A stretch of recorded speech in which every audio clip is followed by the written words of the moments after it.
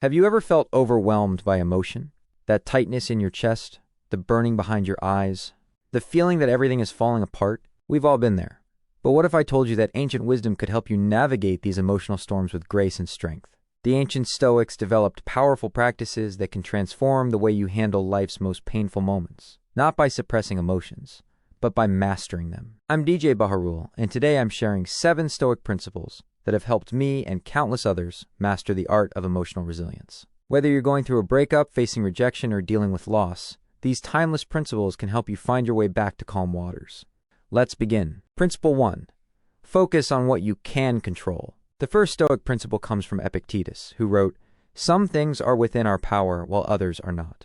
Let me tell you a story about my friend Alex. When his long-term relationship ended suddenly, he spent weeks obsessing over what his ex was doing, who she was with, and trying to figure out how to win her back. All of this was outside his control. Once Alex realized this, he shifted his focus to what he could control: his daily routine, his personal growth, and how he processed the breakup. When you're facing emotional pain, ask yourself, what aspect of this situation can I actually influence? Then, direct all your energy there. For everything else, practice saying this Stoic mantra: "This is not up to me." Create 2 columns on a piece of paper. In one column, list everything about your situation that you can control. In the other, list what you cannot. Then commit to focusing only on the first column.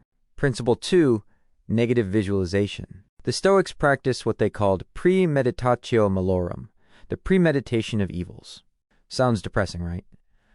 But it's actually an incredible psychological tool. Seneca wrote, "He who has anticipated the coming of troubles takes away their power when they arrive." Here's how it works. When I was terrified of public speaking, I would deliberately visualize everything that could go wrong. Forgetting my lines. People laughing. My mind going blank. By facing these fears in my mind, they lost their grip on me.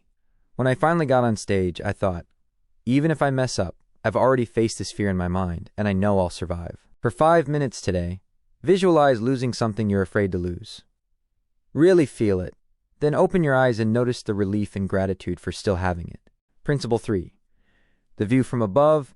Marcus Aurelius suggested, think of the whole universe of matter and how small your share. Think about the expanse of time and how brief your moment. When you're overwhelmed by emotion, try the Stoic practice of the view from above. Zoom out from your situation. That argument on social media? In the grand scale of the universe, how significant is it really?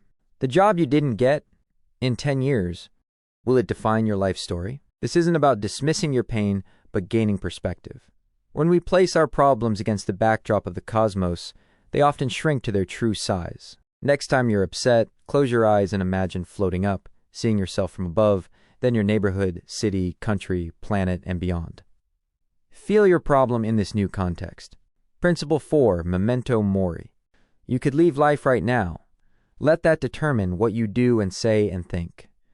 These words from Marcus Aurelius remind us of the Stoic practice of memento mori.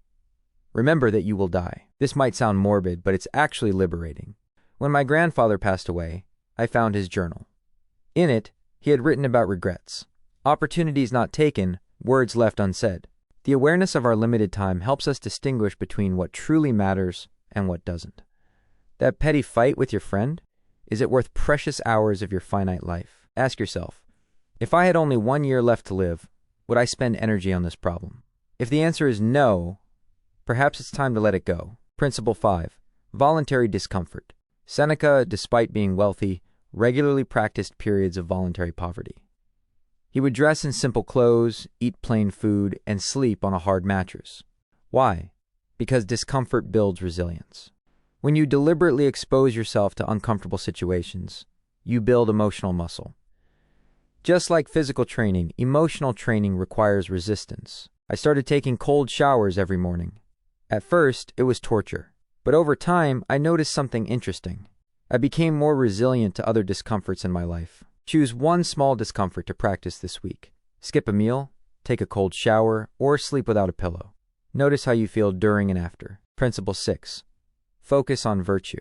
For Stoics, true happiness comes not from external achievements, but from developing virtue, excellence of character. Epictetus said, "Make the best use of what is in your power, and take the rest as it happens.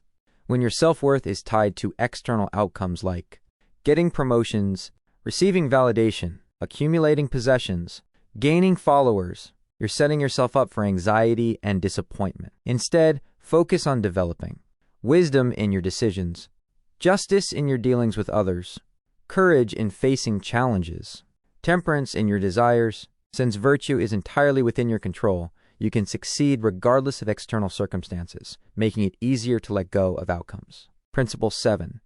Philosophical journal. The final principle is the practice of philosophical journaling, a tool used by Marcus Aurelius himself, whose private notes became the book Meditations. Each day, reflect in writing on, what did I do well today? Celebrating progress. Where did I fall short? Honest assessment without judgment. What am I grateful for? Practicing appreciation. How could I have better applied Stoic principles? This practice helps you internalize Stoic principles and track your progress over time.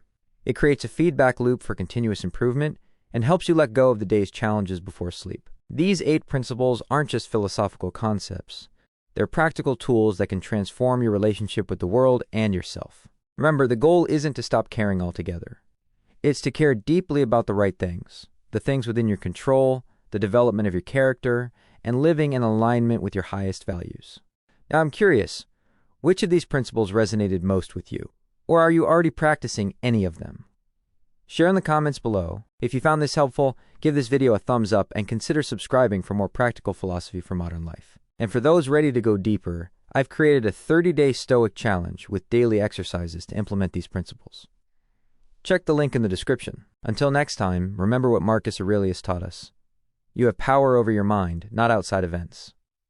Realize this, and you will find strength,